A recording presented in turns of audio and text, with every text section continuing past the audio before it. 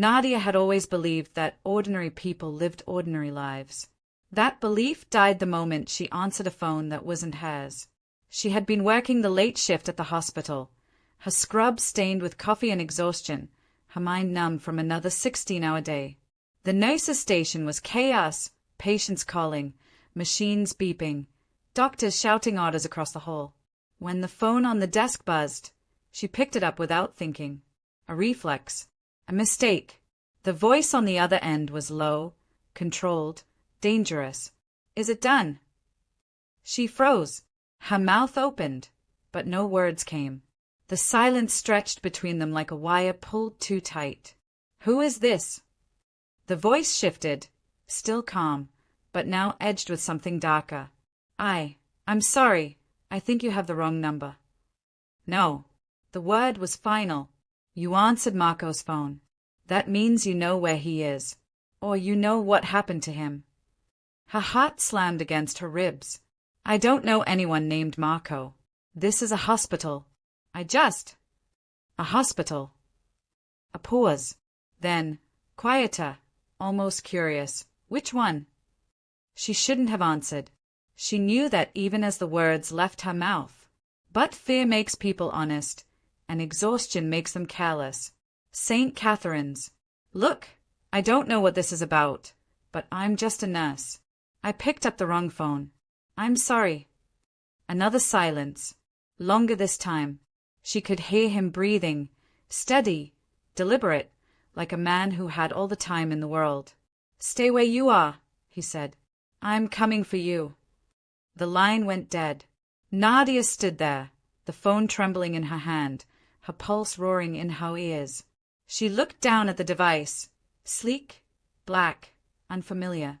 It had been sitting on the counter when she arrived for her shift. She'd thought someone had left it behind.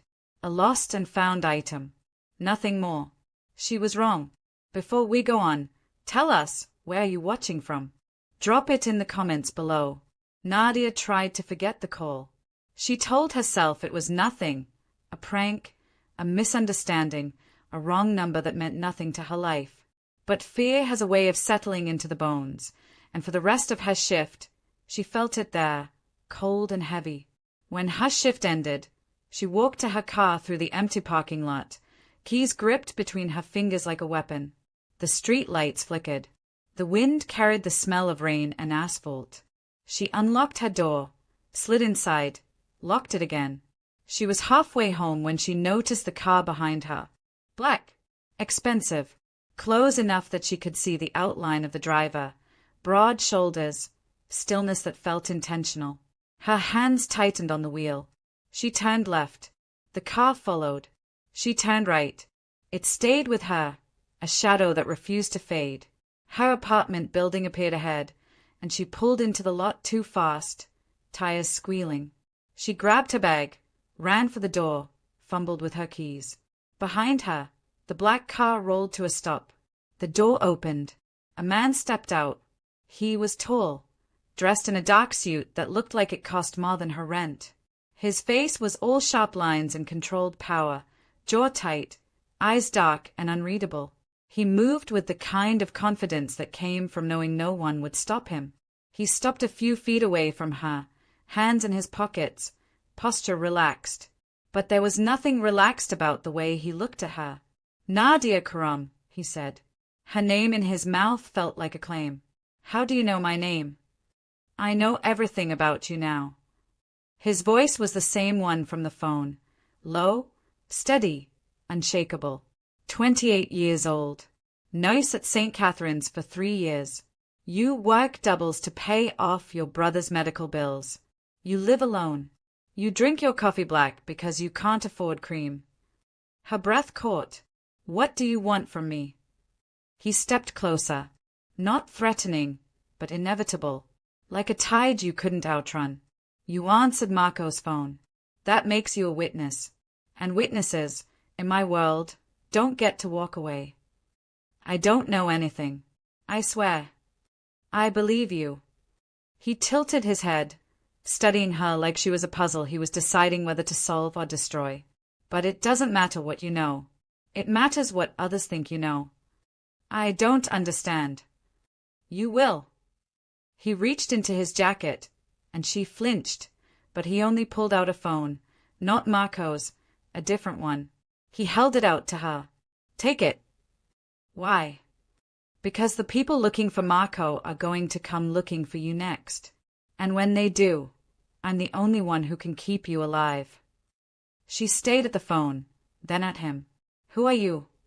His lips curved, not quite a smile, but close. Something darker. Something that made her stomach twist. My name is Damien Cross, he said. And as of tonight, you're my responsibility. Which means, whether you like it or not, you're my woman now. The words hung in the air between them, heavy and absolute. Nadia wanted to run, wanted to scream, wanted to tell him he was insane. But somewhere deep inside, beneath the fear and the disbelief, a small voice whispered a truth she didn't want to hear. Her ordinary life was over, and there was no going back. Damien didn't ask her to come with him. He told her, and when Nadia hesitated, he simply waited, as if her compliance was inevitable. I have work tomorrow, she said, hating how weak her voice sounded. No, you don't. He slipped the phone into his pocket when she didn't take it. I've already called the hospital. You're on emergency leave. Paid. Your rent is covered for the next 6 months. Your brother's medical bills. Handled. Her chest tightened. You can't just. I can. His gaze didn't waver, and I did, because the moment you answered that phone, your life stopped being your own. That's insane. That's survival. A car pulled up behind his, another black vehicle, sleek and silent.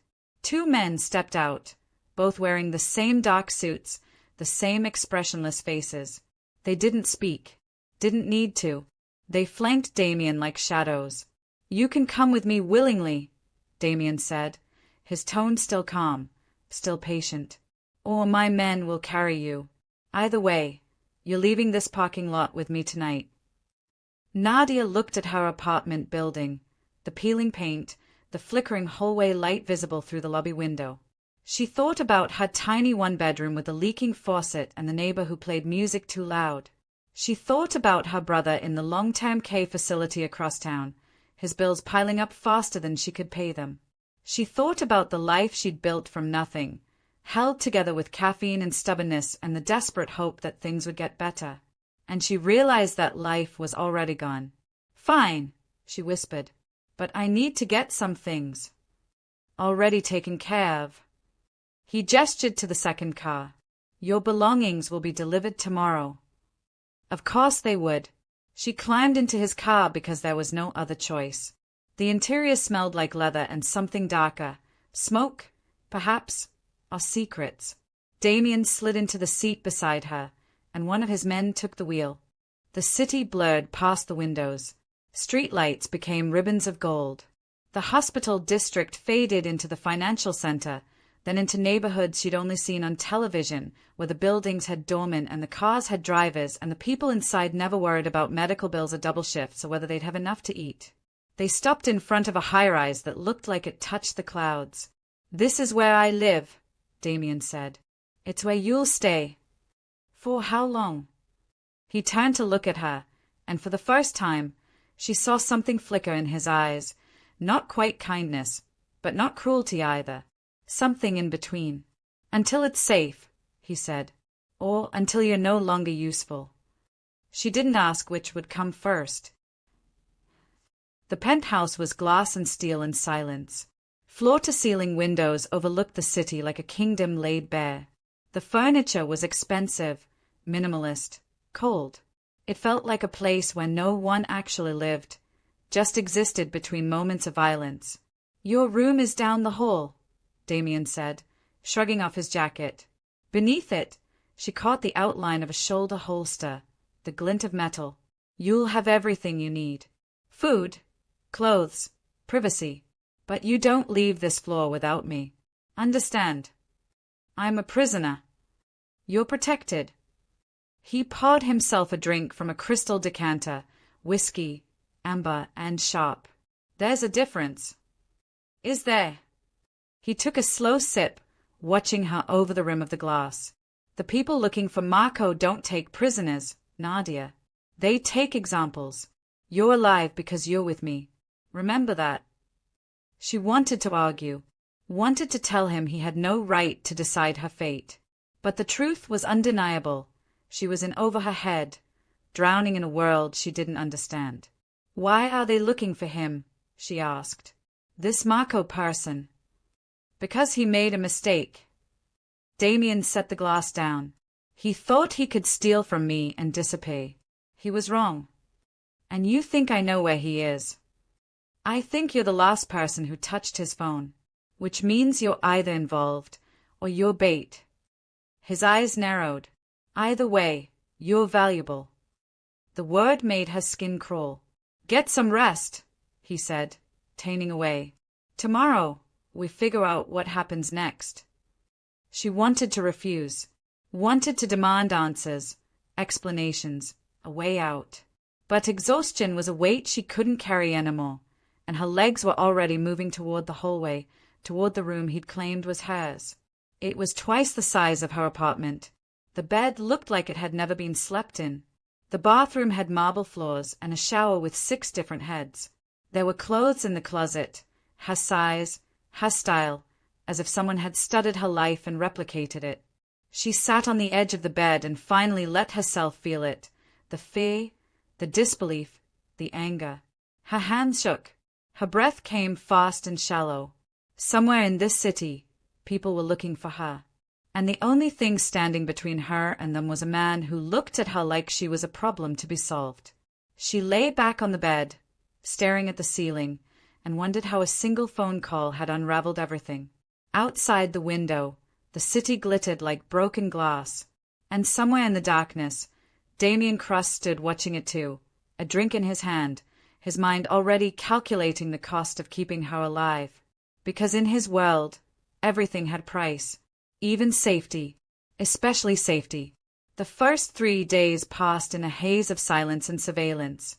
Nadia woke each morning to find breakfast waiting on the dining table. Coffee, eggs, toast, fruit arranged like an apology. She never saw who prepared it, never heard footsteps in the hallway. The penthouse felt haunted by efficiency, by invisible hands that anticipated her needs before she felt them. Damien was a ghost too. She saw him in fragments, his shadow passing by her door at night, his voice on phone calls in his office, his presence like static in the air. He didn't speak to her unless necessary, didn't explain, didn't offer comfort, but he was always there, watching, waiting. She tried the elevator on the second day. It required a keycard she didn't have. She tried the stairs. Locked. The windows didn't open. The balcony door was sealed. Every exit was a dead end, every freedom a lie.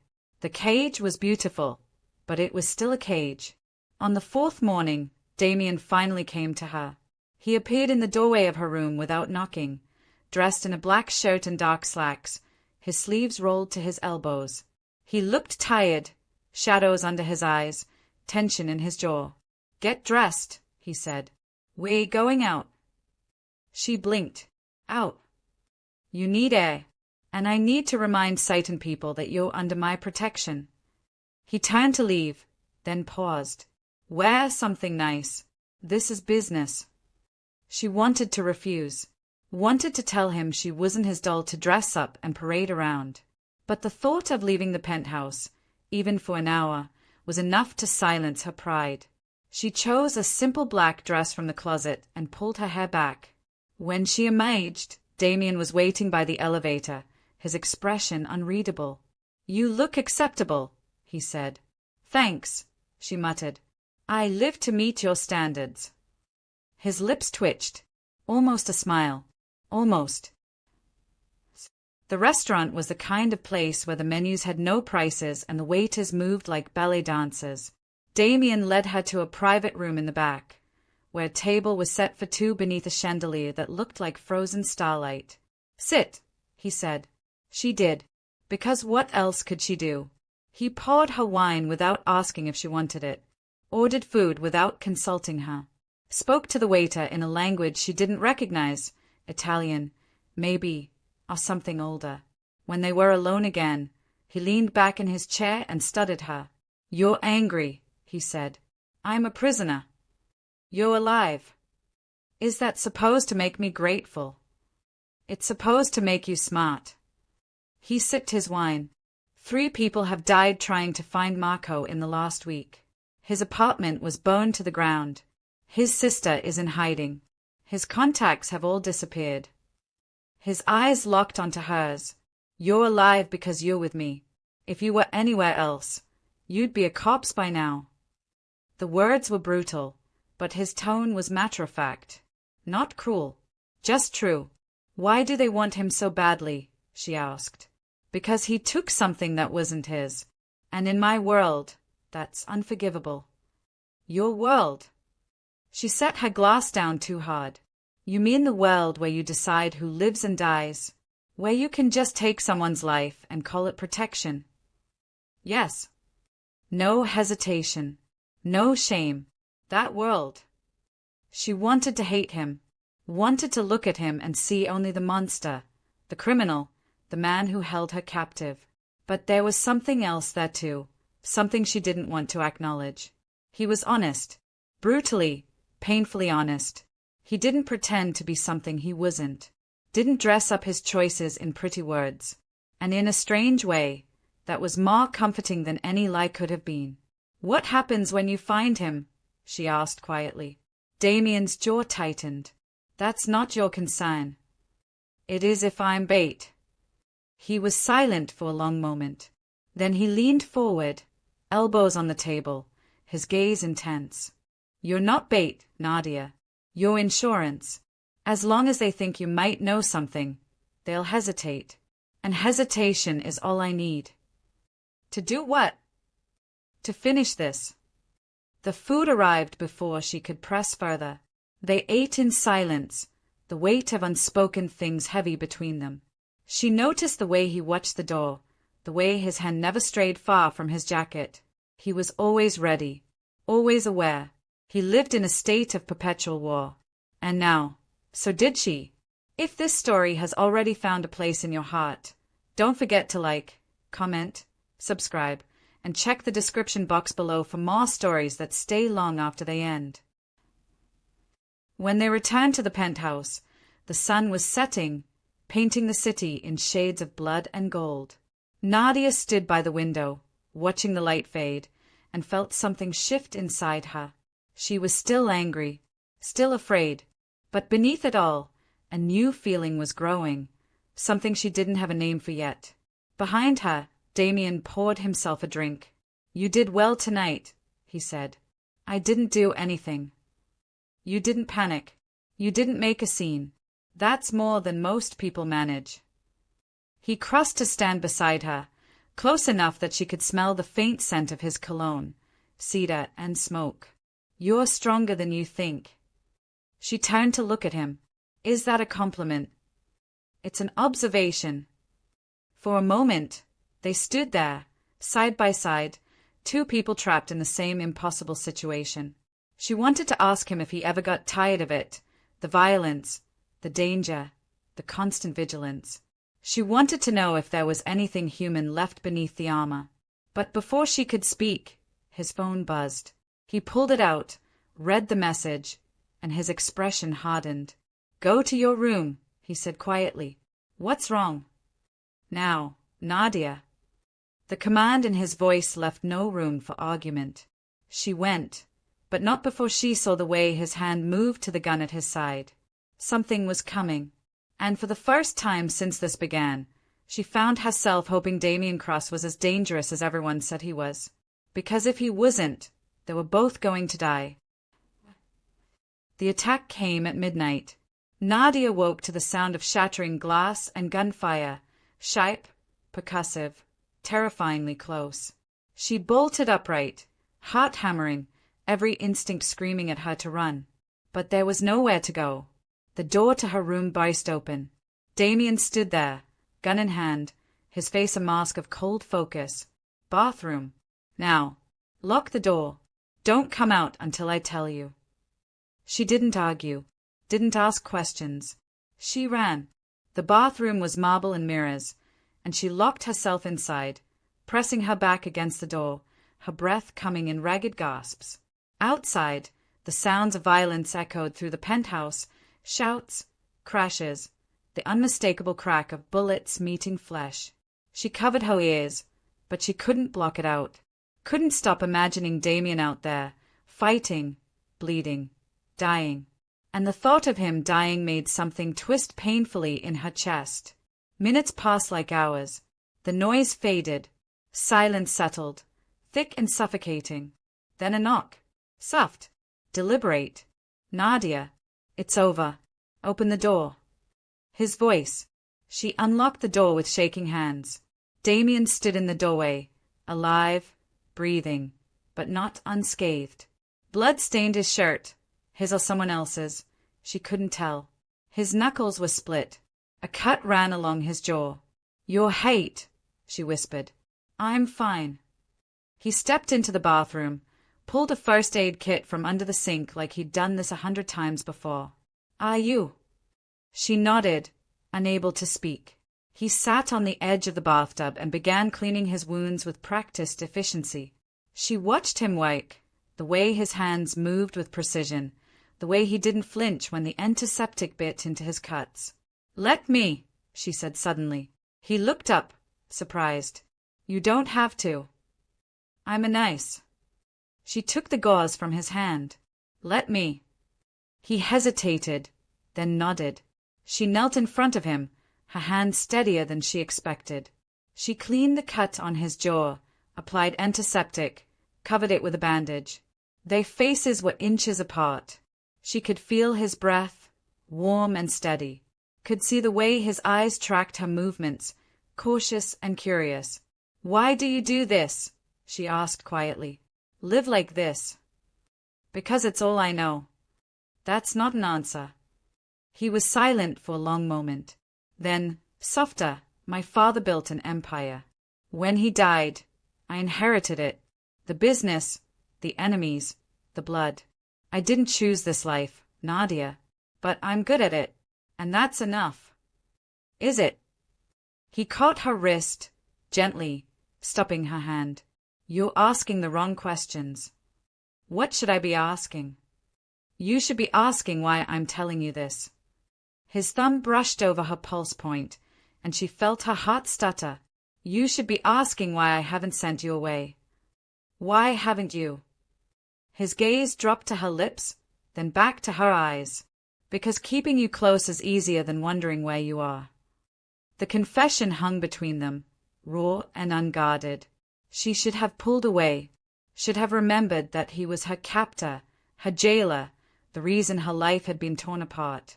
But all she could think was that he'd nearly died tonight. For her. Because of her. And she didn't hate him anymore. She wasn't sure what she felt. But it wasn't hate. If you've ever felt torn between fear and love, you'll understand her. Remember to like, comment, subscribe, and check the description box below. Your support keeps stories like this alive. The next morning, the penthouse was cleaned. The broken glass was gone. The blood was scrubbed away. It was as if the violence had never happened. But Nadia couldn't forget. She found Damien in his office, standing by the window with a phone to his ear. He was speaking in that other language again, his tone sharp, commanding. When he saw her, he ended the call. "You should be resting," he said. "I can't." She crossed her arms. "Who are they?" "Competitors. They thought taking you would give them leverage." His expression darkened. "They were wrong." "How many?" "Does it matter?" "It does to me." He studied her for a long moment. 4 came. None left. She should have been horrified, should have recoiled from the casual brutality of it. But instead, she felt something else. Relief. Gratitude. Safety. "Thank you," she whispered. He frowned. "For what?" "For keeping me alive." "That's my job." "No." She stepped closer. "It's more than that. You didn't have to come for me. You could have let them take me and saved yourself the trouble. It wouldn't have saved me anything. He turned away, but not before she saw the conflict in his eyes. You're under my protection. That means something, even in this world. She wanted to touch him, wanted to close the distance between them and tell him she understood, that she saw him, not just the monster everyone else saw, but the man beneath. But before she could move, his phone rang again. He answered it, listened, and his entire body went rigid. When? A pause. I'm on my way. He ended the call and looked at her, his expression unreadable. They found Marco, he said. Damien didn't tell her where they were going. He simply said to get dressed and be ready in 10 minutes. She obeyed, pulling on jeans and a jacket, her mind racing with questions she knew he wouldn't answer. When she emerged from her room, he was waiting by the elevator, 2 of his men flanking him like sentinels. Stay close, he said as the elevator doors opened. And don't speak unless I tell you to. The drive was silent and tense. They left the city behind, heading into the industrial district where warehouses crouched like sleeping giants and the streets were empty of life. The car pulled into an abandoned lot surrounded by chain-link fencing. Inside one of the warehouses, lights blazed. Damien got out first, his hand brushing his jacket, checking his gun.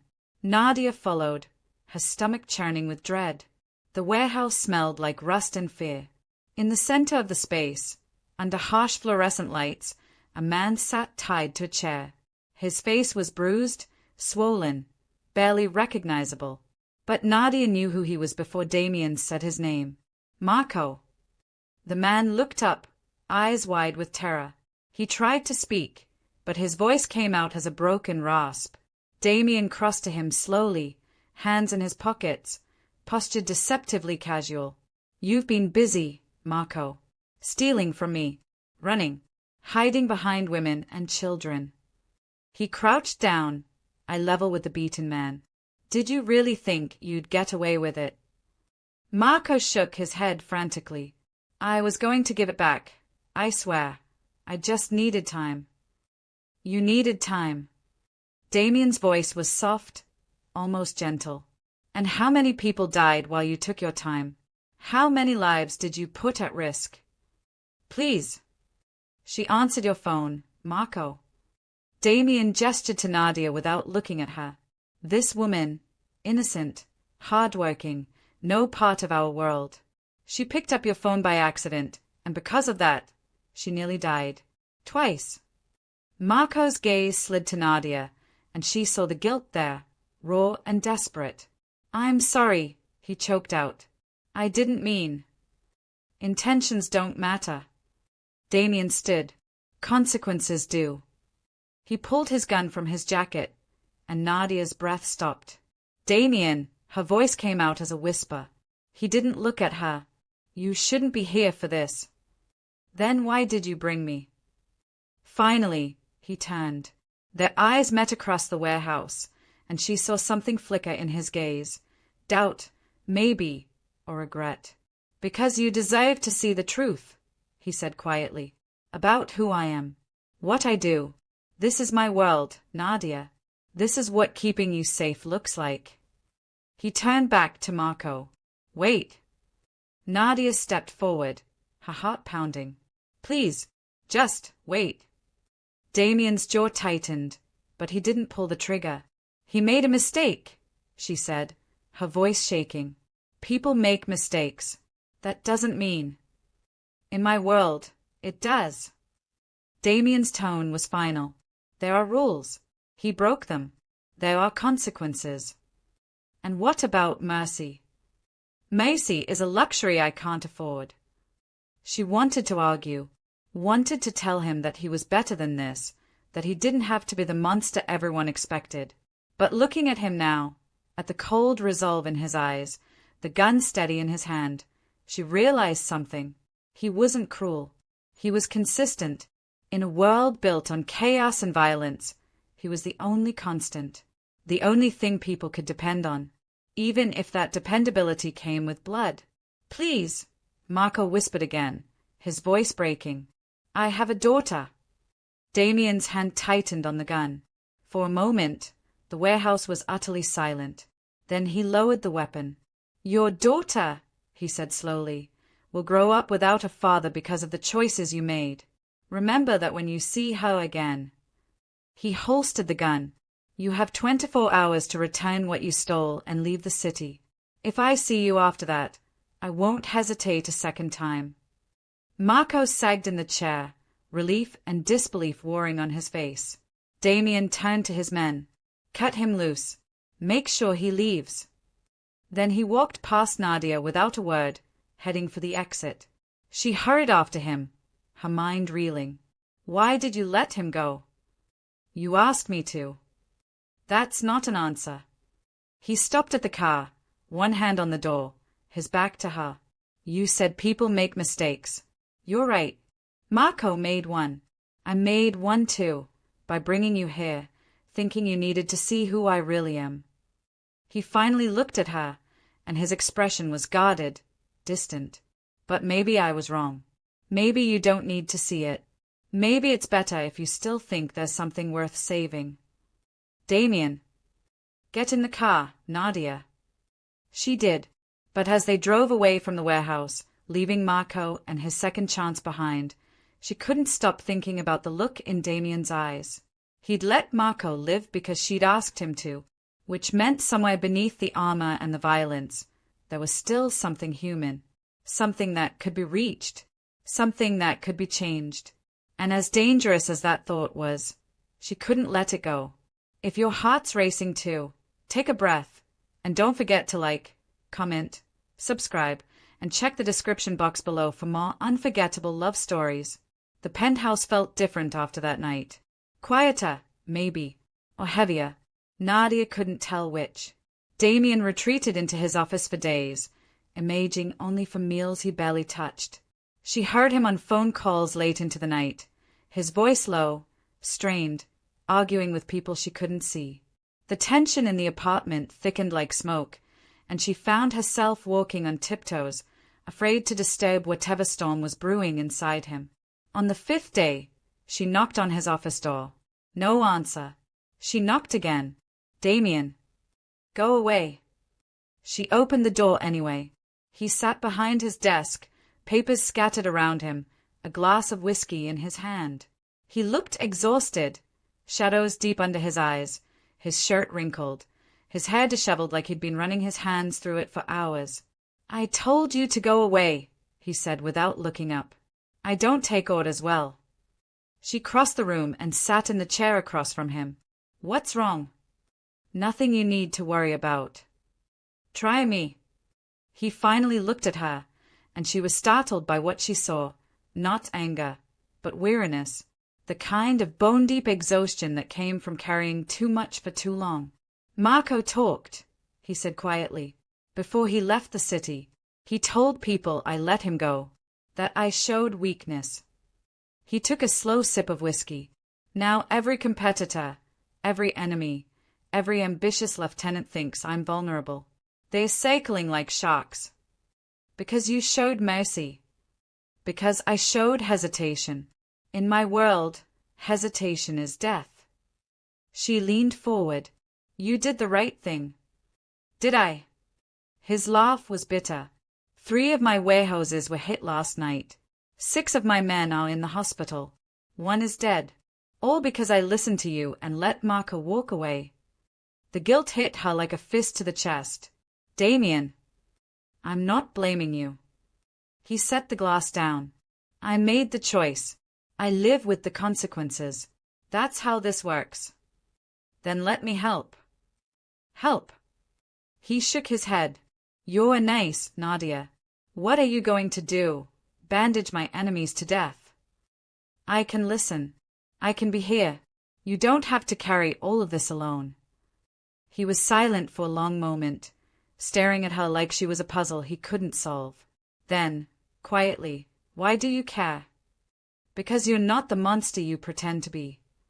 You don't know that. Yes, I do. She held his gaze.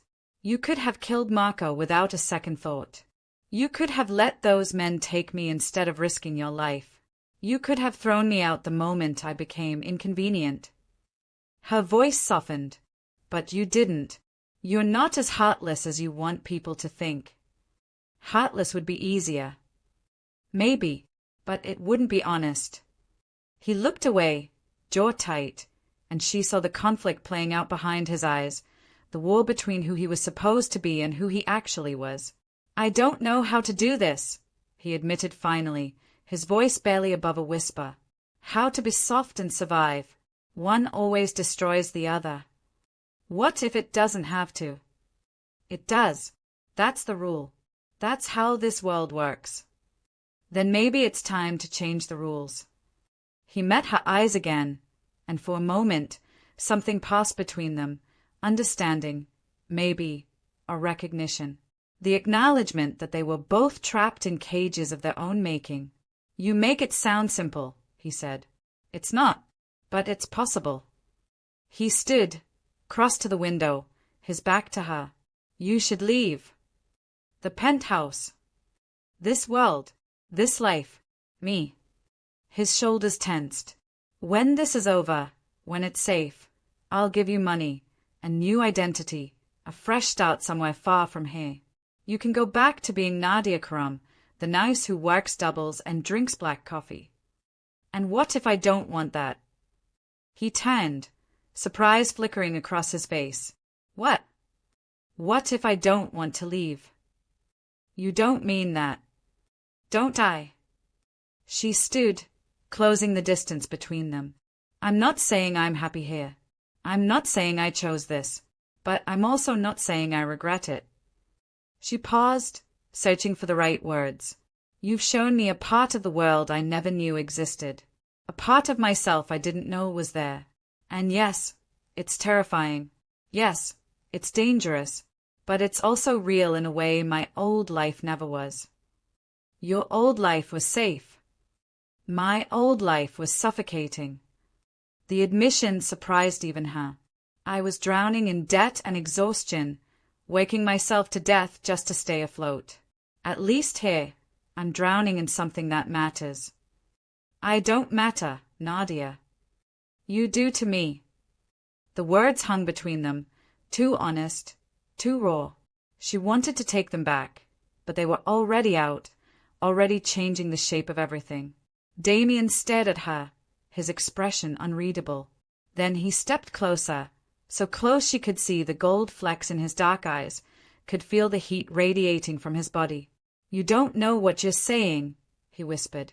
I know exactly what I'm saying.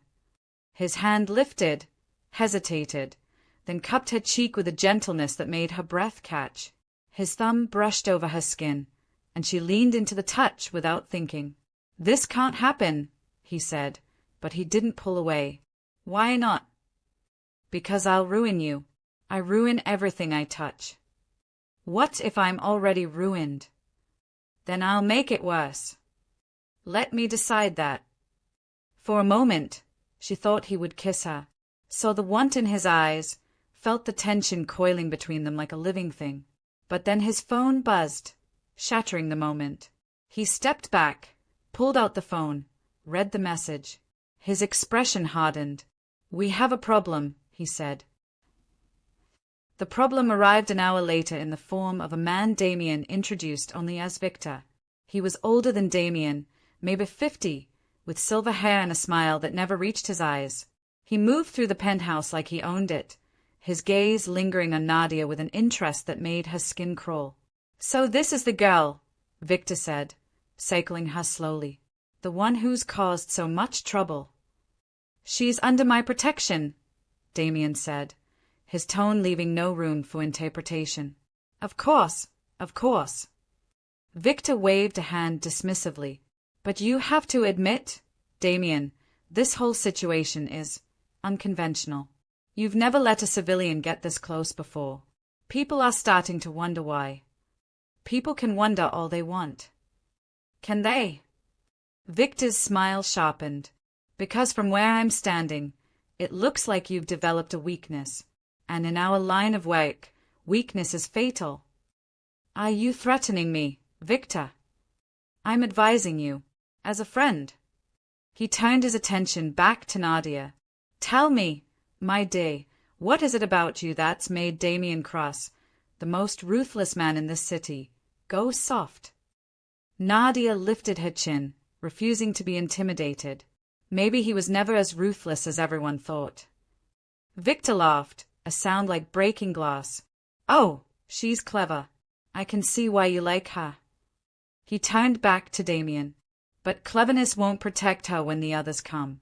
And they will come, Damien. You showed mercy to Marco, and now they all think you're vulnerable. They're going to test you. They're going to push. And if you don't push back harder, they're going to take everything you've built. Then let them try. Is she worth it?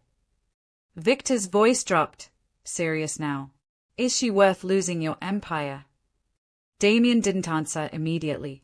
His gaze found Nadia's across the room, and something passed between them, something she couldn't name but felt deep in her bones. That's not your concern, Damien said finally.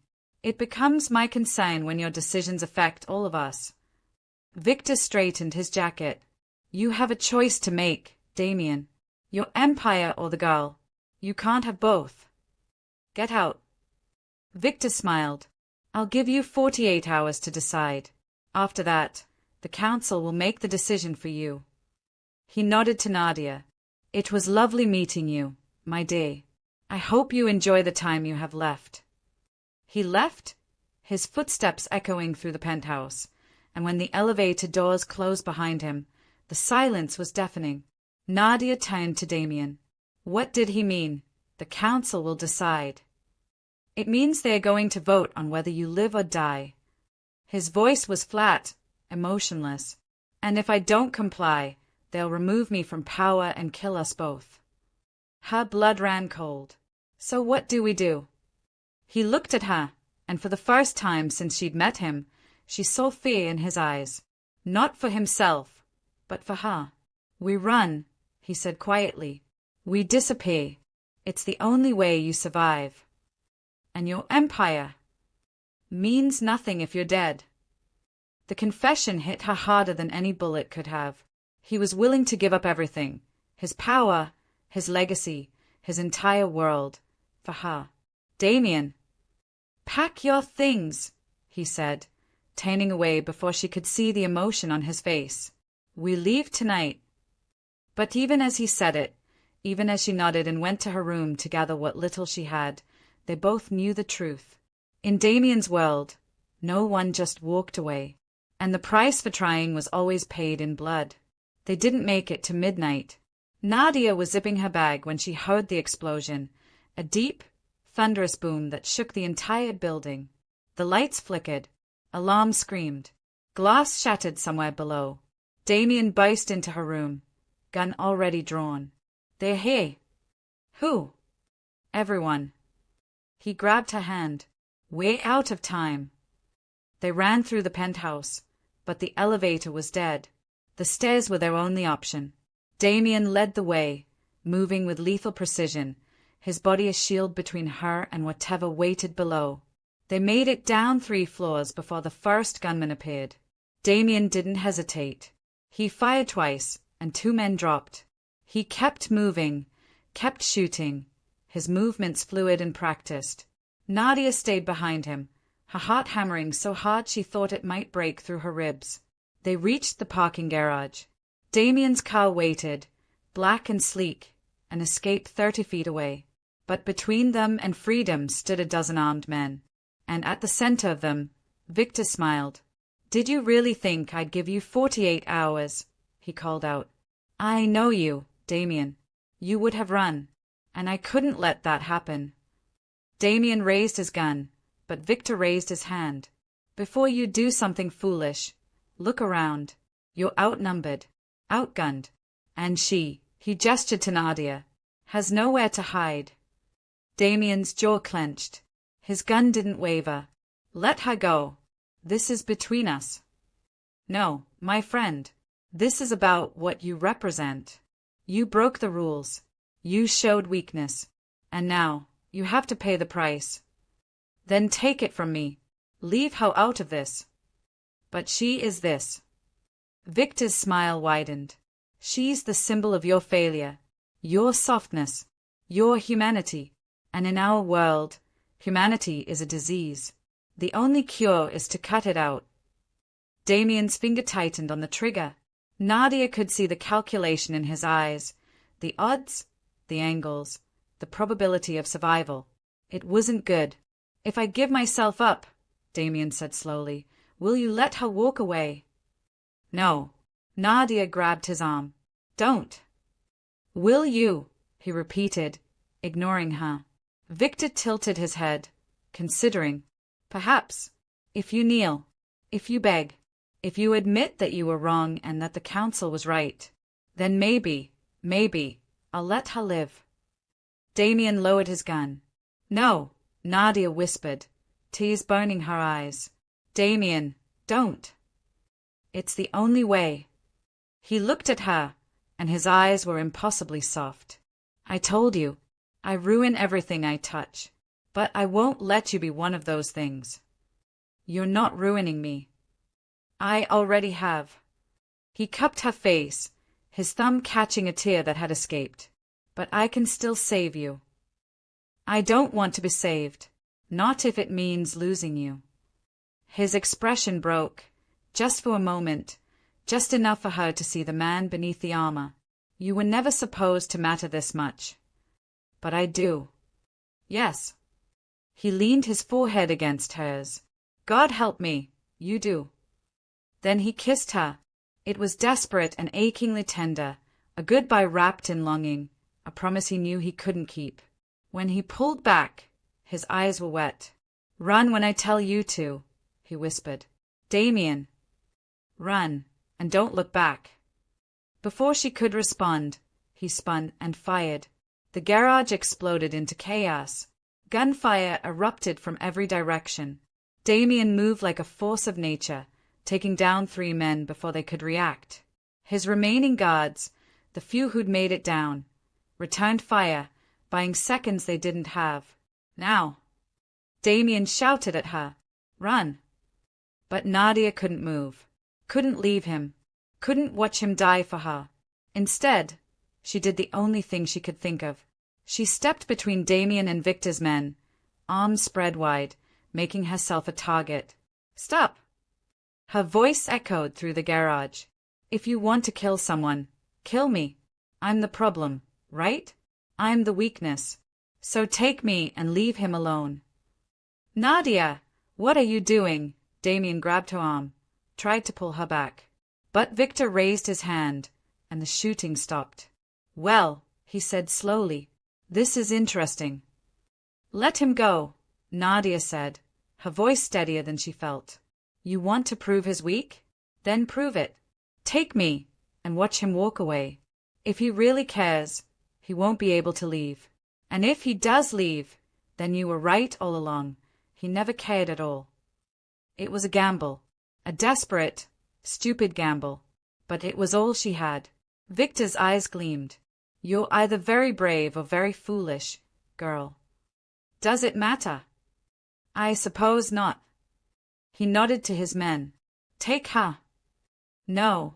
Damien raised his gun, but 4 men grabbed him, forced him to his knees. He fought like a demon, but there were too many. Nadia was pulled away, hands gripping her arms, dragging her toward the exit. She twisted, trying to see Damien one last time. Their eyes met across the garage, and she saw the exact moment his heart broke. I'm sorry, she mouthed.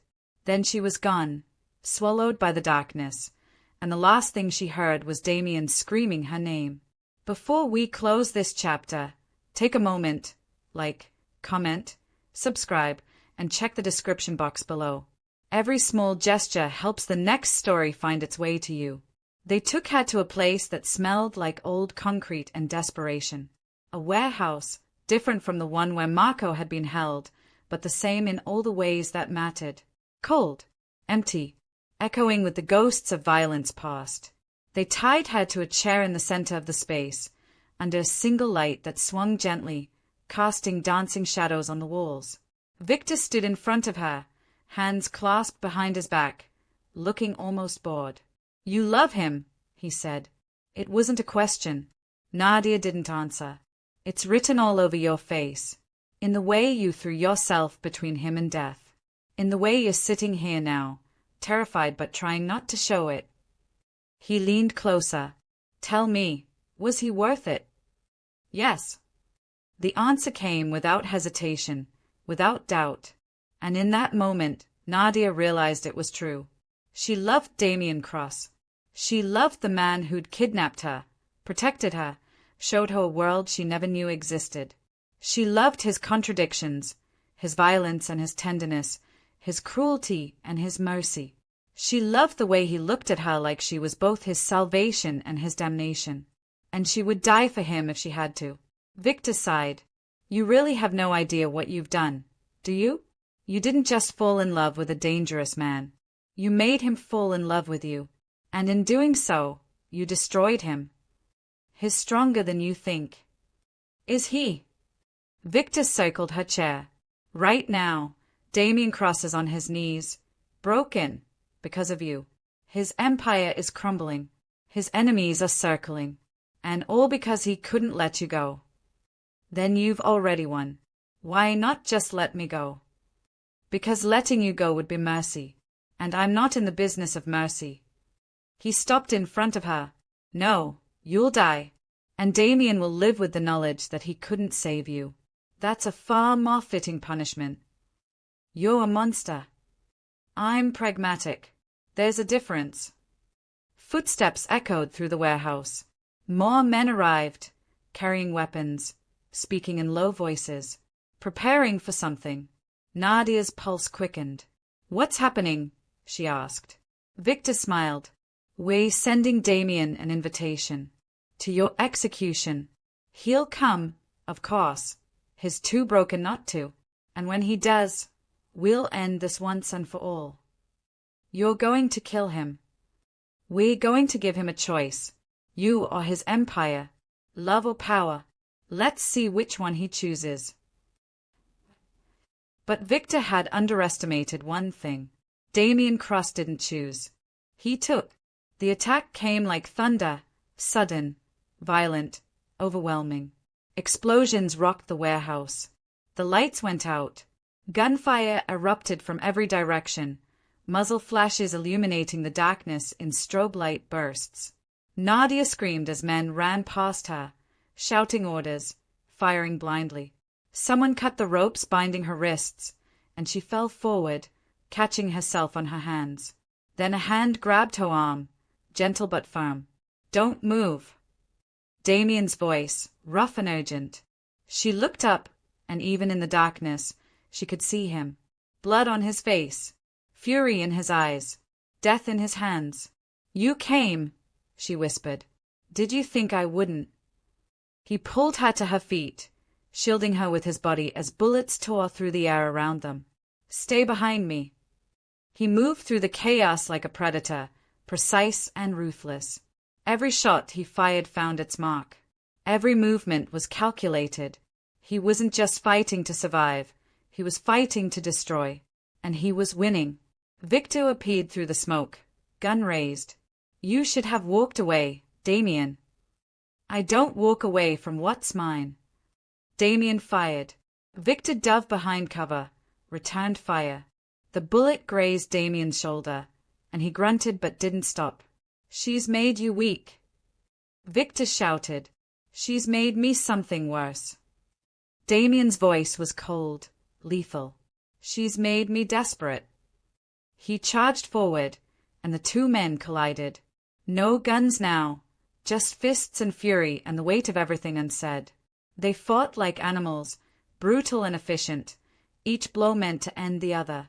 Nadia watched, helpless, as they crashed through the warehouse. Damien was faster, but Victor was experienced. They were evenly matched, locked in a dance that could only end one way. Then Victor pulled a knife. Damien twisted, but not fast enough. The blade slashed across his ribs, deep and cruel. He stumbled back, one hand pressed to the wound. Victor advanced. You're finished, Damien. Admit it. She's your weakness. And weakness always. The gunshot cut him off. Victor looked down at the spreading red stain on his chest, confusion flickering across his face. Then he looked up. Nadia stood 10 feet away, one of the fallen guard's guns trembling in her hands. "No," she said quietly. "She's his strength." Victor collapsed. Damien stared at her, shock and something else. Pride, maybe, in his eyes. Then he swayed, and Nadia dropped the gun, running to catch him before he fell. "I've got you," she whispered, lowering him to the ground. "You shot him." His voice was faint, laced with pain and disbelief. "I couldn't let him kill you." "You're not supposed to," he coughed, blood flecking his lips. "You're not supposed to be like me." "Maybe I'm not." She pressed her hands to his wound, trying to stop the bleeding. "Or maybe you're not as bad as you think you are." His hand found hers, slick with blood but steady. "I would have given up everything for you." "I know. I still will." "You don't have to." Tears blurred her vision. "We'll figure it out. Together." He smiled, a real smile, soft and exhausted and heartbreakingly human. "Together." Around them, the warehouse fell silent. The fighting was over. Damien's men had won. But the cost was written in blood and bodies and the ruins of everything they'd once known. Sirens wailed in the distance. "We have to go," Nadia said. "Where?" "Anywhere." She helped him to his feet, his arm around her shoulders, her arm around his waist. "Anywhere but here." They limped toward the exit together, two broken people in a broken world, held together by something neither of them could name but both of them knew was real. Love, maybe, or something like it. Something worth fighting for. Something worth surviving. They disappeared into the night, two ghosts leaving behind a city on fire. Damien's people moved them through back channels and safe houses, always one step ahead of the authorities, always one breath away from capture. His wound was bad, deep enough to need stitches, but not deep enough to kill. Nadia kept him alive with supplies stolen from hospitals and pharmacies, her nurses training the only thing standing between him and infection. They moved from city to city, never staying more than a few days. Damien's empire crumbled behind them. Territories seized, alliances shattered, power redistributed among those who'd been waiting for him to fall. He watched it happen with a strange kind of detachment, as if he were observing someone else's life unravel. "Do you regret it?" Nadia asked one night. They were in a motel room somewhere outside the city, the kind of place that rented by the hour and didn't ask questions. She was changing his bandages, her hands steady despite the exhaustion that lived in her bones. "Regret what?" "Losing everything." He was quiet for a long moment. Then, "I lost everything the moment you answered that phone. I just didn't know it yet." "That's not an answer." "Yes, it is." He caught her hand, stopping her wake. "Everything I built, the power, the empire, the fear, it was all just armor. A way to protect myself from the world. But armor becomes a prison if you wear it long enough. You just showed me what it felt like to take it off. Even if taking it off nearly killed you. Especially then." He pulled her closer, his good arm wrapping around her waist. "I spent my whole life surviving, Nadia. You taught me how to live." She kissed him then, slow and tender, a promise made in the darkness. When they parted, she rested her forehead against his. "What do we do now?" she whispered. "We start over. Somewhere far from here. Somewhere no one knows our names." "Is that even possible?" "It has to be." His hand cupped her cheek. "Because I'm not losing you again." 3 months passed. They settled in a small coastal town where the air smelled like salt and the horizon stretched endlessly blue. Damien took work where he could find it. Construction, mostly. Labor that made his hands rough and his shoulders ache. Nadia found a position at the local clinic, treating fishermen's cuts and children's fevers. It wasn't the life either of them had imagined. It was quieter, simpler, harder in some ways, easier in others, but it was theirs. They rented a small house overlooking the water, with creaky floors and windows that didn't quite seal. In the evenings, they sat on the porch and watched the sunset, his arm around her shoulders, her head on his chest. Sometimes, late at night, Nadia would wake to find Damien standing by the window, staring out at the darkness, his expression haunted by ghosts she couldn't see. "They're out there," he said once. "My old enemies. They'll find us eventually. Then we'll deal with it when they do. You should leave. Before that happens, I can give you money, set you up somewhere safe." "Stop." She crossed to him, took his hand. "I'm not leaving. We made a choice, Damien. To be together, to build something new. I'm not walking away from that. Even if it gets you killed. Even then." He pulled her close, burying his face in her hair. "I don't deserve you." "Probably not." She smiled against his chest. "But you're stuck with me anyway." The trouble came on a Tuesday. Nadia was walking home from the clinic when she noticed the car, black, expensive, out of place in their small town. It rolled to a stop beside her, and the window lowered. A woman sat in the driver's seat, elegant and cold, her eyes assessing Nadia like a threat to be neutralized. "You're harder to find than I expected," the woman said. Nadia's heart stopped. "Who are you?" "Someone Damien used to know. We need to talk." "I don't think so." Nadia started walking faster. "He didn't tell you about me, did he? About Elena?" The woman smiled. "I'm not surprised. He always was good at keeping secrets." Nadia stopped, turned. "What do you want?" "To give you a warning." Elena's expression didn't change. "Damien thinks he can run from his past, but he's wrong. The council has put a price on his head. $500,000 for him alive, $250,000 for him dead.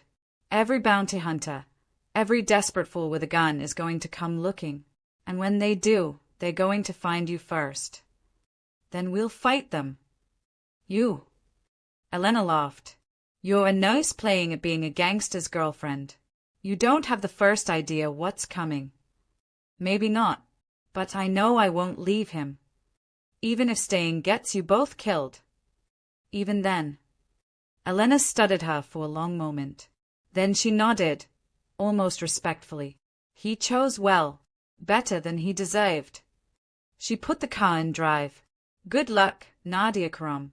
You're going to need it." The car pulled away, leaving Nadia standing on the sidewalk, her heart pounding, her hand shaking. She ran the rest of the way home. Damien was in the kitchen when she burst through the door. He took one look at her face and knew. "They found us." "A woman. Elena," she said. "I know what she said." He pulled her into his arms, his grip tight. "I'm sorry. I thought we'd have more time." "What do we do?" "We run. Again. We keep running until—" "No." Nadia pulled back. "I'm tired of running. We can't keep doing this forever." "Then what do you suggest?" She met his eyes. "We end it. We find the council, and we end this." "That's suicide." "So is running. At least this way, we choose how it ends." He stared at her, conflict and fear and something fiercer, admiration, warring on his face. "You've changed. You changed me. I don't know if that's a good thing. It's the only thing." She took his hands. "We end this together, Damien. One way or another. But we end it." He was silent for a long time. Then he nodded. "Together," he agreed. And as the sun set over the ocean, painting the sky in shades of fire and blood, they began to plan their final stand. If stories like this linger in your heart long after they end, don't leave just yet. Like, comment, subscribe, and check the description box below, and let the next story find you when the night grows quiet again. The council met in the place where all empires eventually crumble, a fortress disguised as a legitimate business, glass and steel hiding the rock beneath. Damien and Nadia arrived just before dawn, when the guards were tired and the city was still asleep. They'd spent weeks planning, gathering information, calling in favors from the few allies Damien still had. They knew the odds. They came anyway. Last chance to walk away, Damien said as they stood outside the building, weapons hidden beneath their coats. Nadia took his hand. We walk in together, or not at all. He smiled, small and sad and achingly genuine. When did you become the brave one? When I fell in love with a coward who pretended to be fearless. I'm not a coward. No, you're just a man trying to be good in a world that punishes goodness. She kissed him once, quick and fierce, but you're not alone anymore. They went inside. The council chambers were exactly as Nadia had imagined, cold, formal, arranged like a courtroom where the verdict was always death. 8 men and women sat at a long table, their faces betraying nothing. Damien and Nadia stood before them, unarmed now. The guards had taken their weapons at the door. It didn't matter. They hadn't come to fight. They'd come to negotiate. Damien Cross. The speaker was an older man, gray-haired and sharp-eyed. You've caused us considerable trouble. I am aware. You broke our laws, showed weakness, put sentiment above business. The punishment for that is death. I know. The man's eyebrow raised. And yet you're here. Because running didn't work. Hiding didn't work. So I'm offering you something better. Damien stepped forward. Information. Names. Locations. Everything I know about every operation I ever ran. Every contact I ever made. Every secret I ever kept. I'll give you all of it. In exchange for what? Her life. Damien nodded toward Nadia. Let her go. Give her a new identity, protection, money enough to start over. And I'll give you everything. No. Nadia moved to stand beside him. We're not doing this. Nadia. No. She turned to the council. You want him to give up his secrets? Fine. But you're not taking him from me. We both walk out, or neither of us does. The council members exchanged glances. Then the speaker leaned forward. You're in no position to make demands, Miss Karam. Neither was he when he kidnapped me. But here we are. She crossed her arms. You want to kill us? Go ahead. But killing us makes you no different than every other criminal empire that's risen and fallen. You become the thing you claim to be protecting the world from. And what would you have us do instead?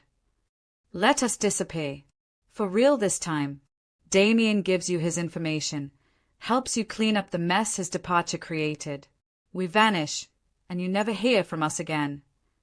And if you break that promise, then you kill us both. Nadia's voice didn't waver. But until then, we deserve a chance to be something other than what this world made us. Silence fell over the chamber. The council members conferred in whispers, their faces unreadable. Finally, the speaker nodded. Very well.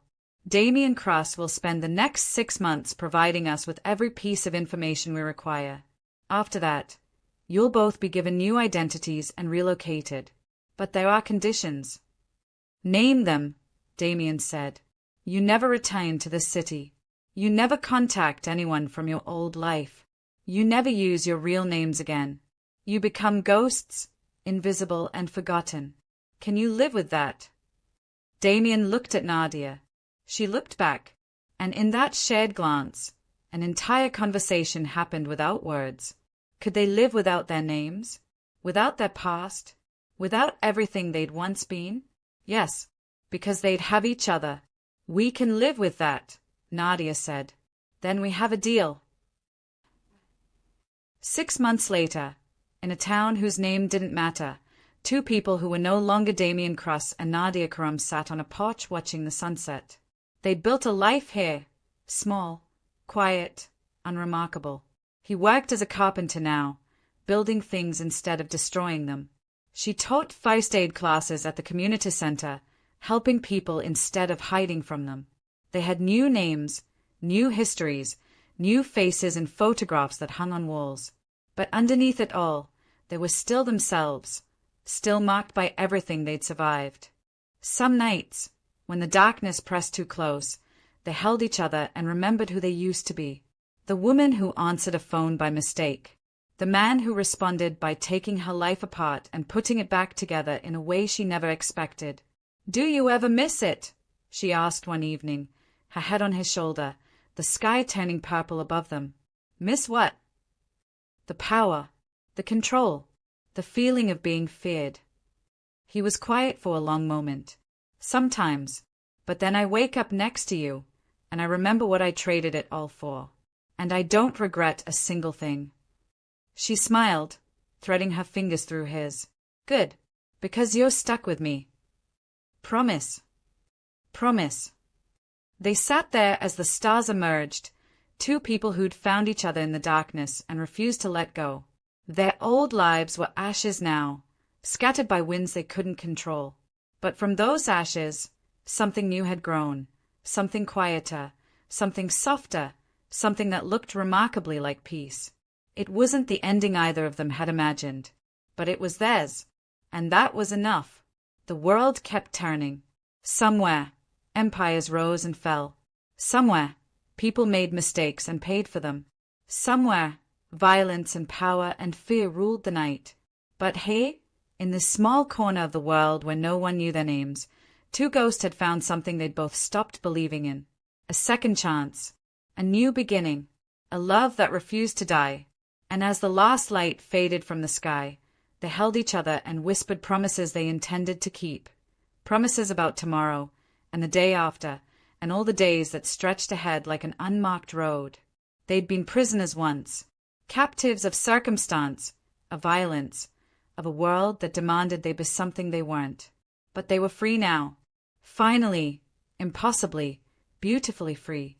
And freedom, they discovered, tasted like salt air and second chances and the quiet joy of ordinary days. It tasted like home.